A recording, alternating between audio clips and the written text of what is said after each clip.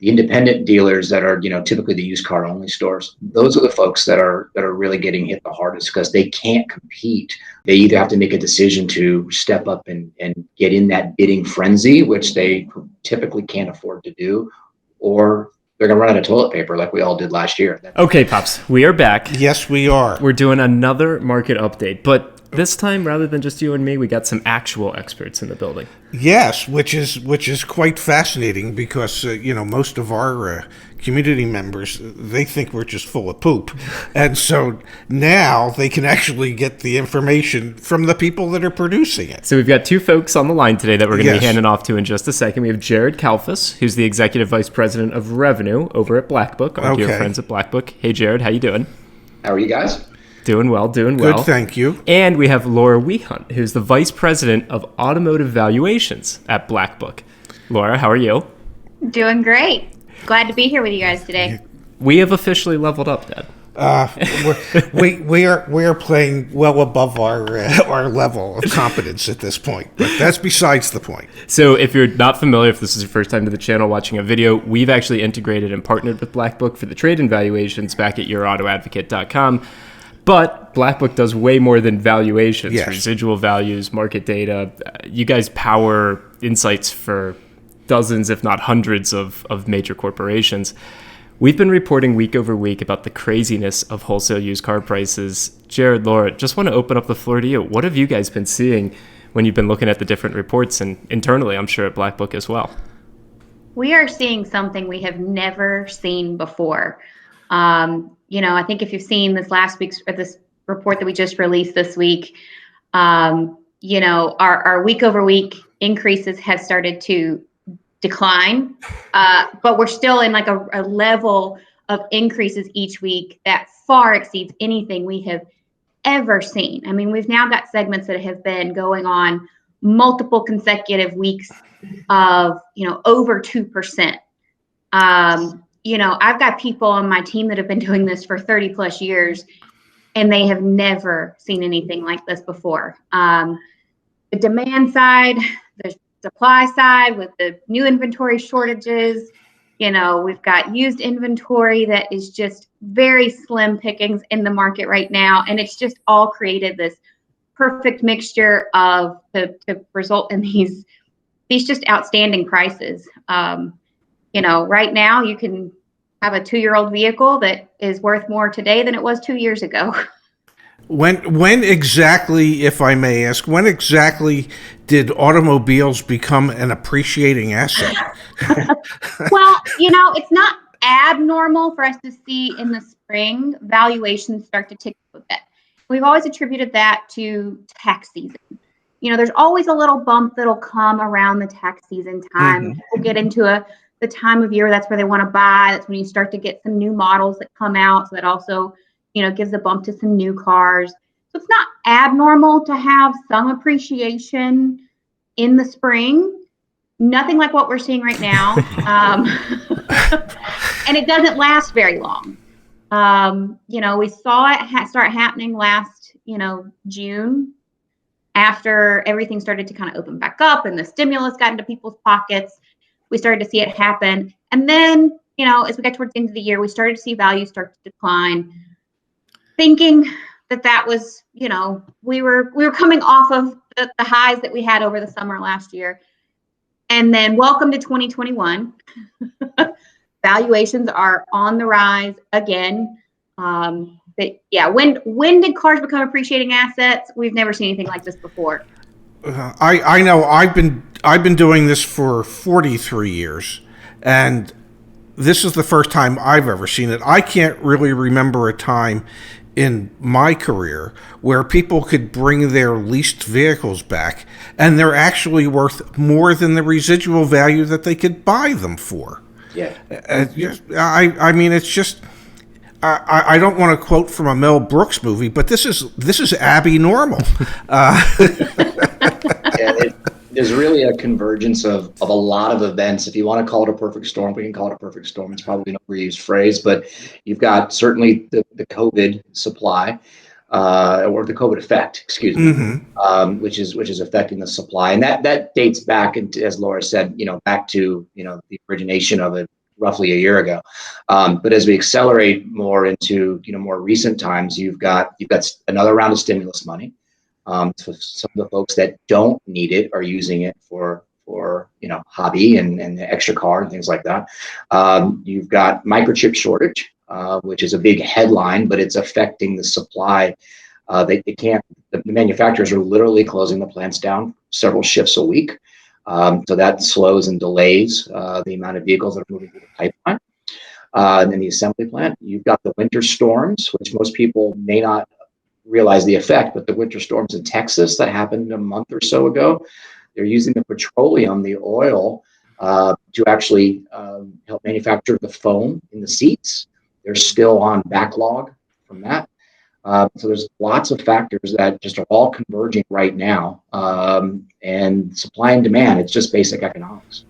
I remember I was reading about the rubber shortage recently as well, so there's issues there. I guess one other question I have for both of you is, what are you hearing from other folks in the industry, people that you talk to? I know we've been dumbfounded by the effects and the impacts on the market. Like, Laura, you mentioned, the most recent Black Book report came out, and I think it was 1.6% was the increase for week over week for cars, which is down considerably from 2 or 3 weeks ago when it was 1.99%, which is still like meteorically high. And so I guess I'm curious from your folks that you talk to within the industry, how are they reacting to this? What's the sense within the industry? If you're a seller right now, you're getting frustrated because you wish you had more to sell. And if you're a buyer right now, you wish you had vehicles that you could find to buy.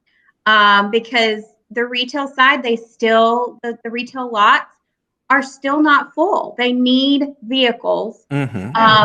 But we just don't have the supply in the market right now. We still have not had any volume of repossessions. You're really not seeing any lease returns come back because, as you said, they're in a position of equity. So they're not making it into the wholesale channels. We do not have rental returns. So that one's been a big point right now. Is the rental companies cannot get new car replacement inventory because of the microchip shortage and the foam shortage and the rubber shortage and it just seems like it's constantly something that's hindered the new car production. So they're not getting the inventory they need. So they're holding on to what they've got for longer. So they're just putting more miles on those and keeping them in service longer.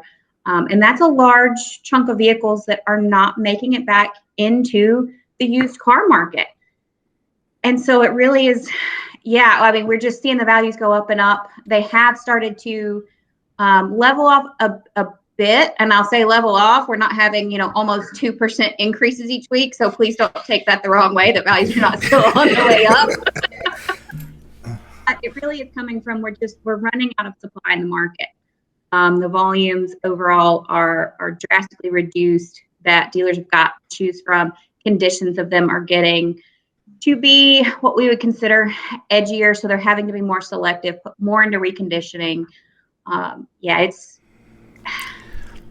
have friends in the business who are absolutely convinced that we're headed to like Armageddon in the sense that there won't be any cars in the future. Everybody is going to run out of cars, at least in the numbers to which they're used to having them on their lots, because they can't. I mean, he's buying the edgier cars because they can't pay 105% of MMR, or they can't be paying retail to get cars for their lots and then expect to retail them.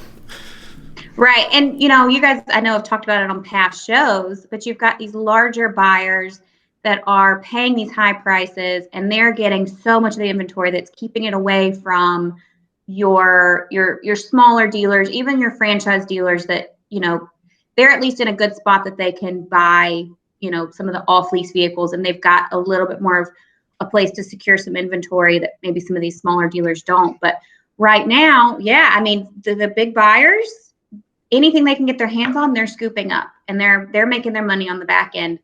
They're not as concerned about what they have to pay right now in the wholesale market. They just need inventory. And right now, it's hard to say when our new car shortage is going to get better. we talk to a lot of people every week, and it just seems like, actually, I had one conversation last week. They basically just threw up their hands and said, we're going to stop giving you estimations because we think it's going to get better, and then we get some bad news. So we'll just let you know when we get some cars. Oh, that's and crazy. I think that really speaks to it. I mean, now people are, it kept getting pushed off. Okay, summer. Okay, now it's 2021, early 2021. We feel like we'll be caught up.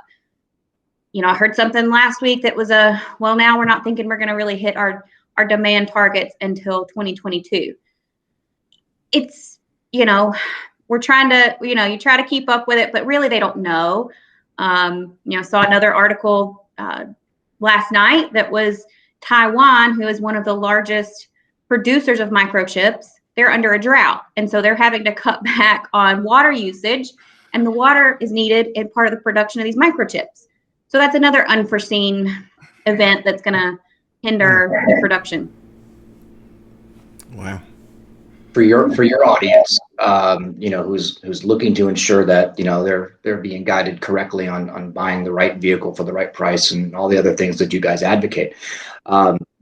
Independent dealers, to Laura's point, she's saying smaller. That's code for independent.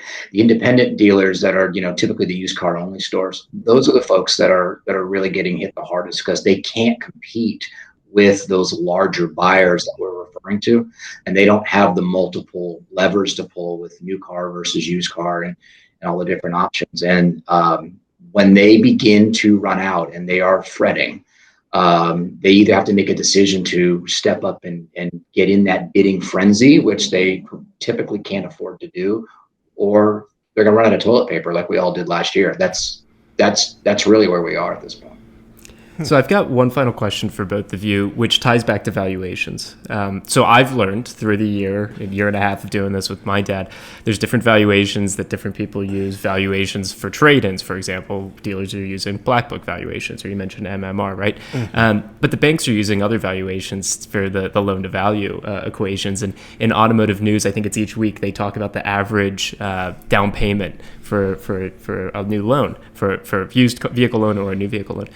And the down payment amount keeps going up and up and up. And I think it's because the valuations are getting so out of whack. What's your sense on, as a consumer, my ability to even purchase one of these used vehicles should I want to? Do you see the valuations? Do you feel that the valuations are getting out of whack? Do you think that this is going to be sustained? And what impact will that have on me as a buyer? I think it's going to be sustained for the short term. I do think we will end up with a correction in the market, and everybody I've talked to is feeling the same way, that we will end up with a correction. But for right now, to be able to get a vehicle financed, it is requiring larger down payments, and the term lengths are getting much longer also. And so there is more risk there. But it's all about, doing your homework, making sure that what you're investing in, because your car is, it is an investment also. In normal times, it's a depreciating investment, but you want to make sure that you minimize your depreciation. And I think the best way to do that right now is putting a little more in that down payment so that you do not find yourself in a bad position in 2 to 3 years when we start to have our supply come back and there's a lot more vehicles in the market. Yeah, the longer it takes for you to pay off the loan, the more interest you're paying, and the longer it takes for you to get into an equity position, which is very, very important. Yeah, one of the new calculators we actually built out back at the Your Auto Advocate website. I don't even think I've shown you this, Dad. I love when I do this to you. It's called the affordability calculator. Really? Yeah, exactly. Yeah, it's based off of your whole, 10% of your monthly income. So anyway, that ties back into this idea of trying to not bite off more than you can chew. Anyway. Incredible what's going on in the markets right now. Yes. Jared, Laura, your expertise is greatly appreciated. I have this strange suspicion that we'll see a lot of comments that say, hey, can they come back on? So I'm not trying to rope you into that right now, but in the future, I might try to. Thank you for having us. We appreciate it. Yeah. Thank you for so having much. us. I'll be glad to come back. Thanks, Terrific. guys. Thank you so much.